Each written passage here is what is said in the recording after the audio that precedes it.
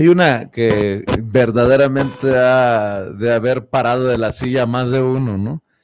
¿Por qué en vez de castigar a los delincuentes de cuello blanco los dejan en libertad y les devuelven los bienes robados, como fue el caso de Raúl Salinas de Gortari, el hermano incómodo? Que le devolvieron los bienes, por supuesto.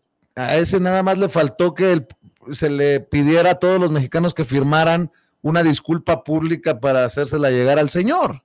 Y pues uno se pregunta acá abajo, ¿por qué? Claro, es un por qué.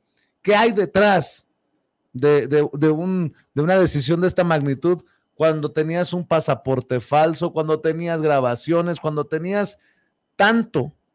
Y resulta que no, y este de Raúl Salinas es solamente un caso, Nancy Miguel. Estamos ante una lista larga, ¿no? Está la maestra Alvester Gordillo, están otros personajes. Rosario Robles ahora, ¿no? Está el rancho de las Mendocinas, le devolvieron a Raúl Salinas, y también las cuentas bancarias, el dinero que estaba congelado, mucho de ese dinero depositado en Suiza. En Suiza, sí.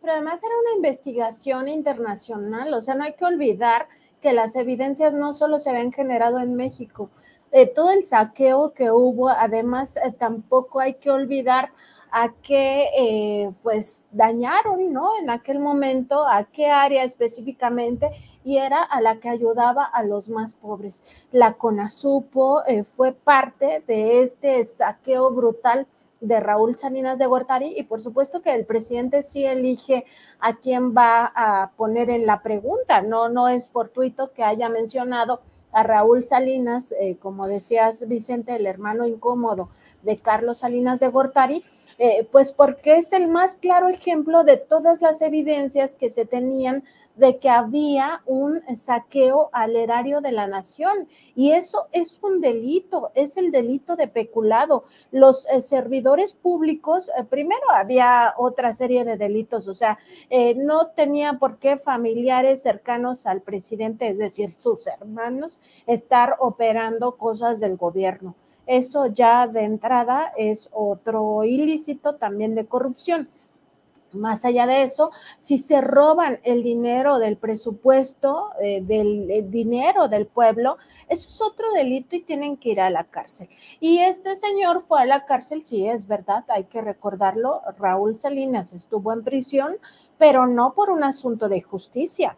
Él estuvo en prisión por una venganza de Ernesto Zedillo contra Carlos Salinas, y eso no podemos obviarlo en todo esto. Al final, pues lo dejan en libertad, le devuelven todo este dinero que se sabía que era producto de actos corruptos, porque dicen que en el caso de la partida secreta, pues que era una partida que como no tenía destino, entonces el destino podía ser los bolsillos de los familiares de Salinas o los bolsillos propios de Carlos, ¿no?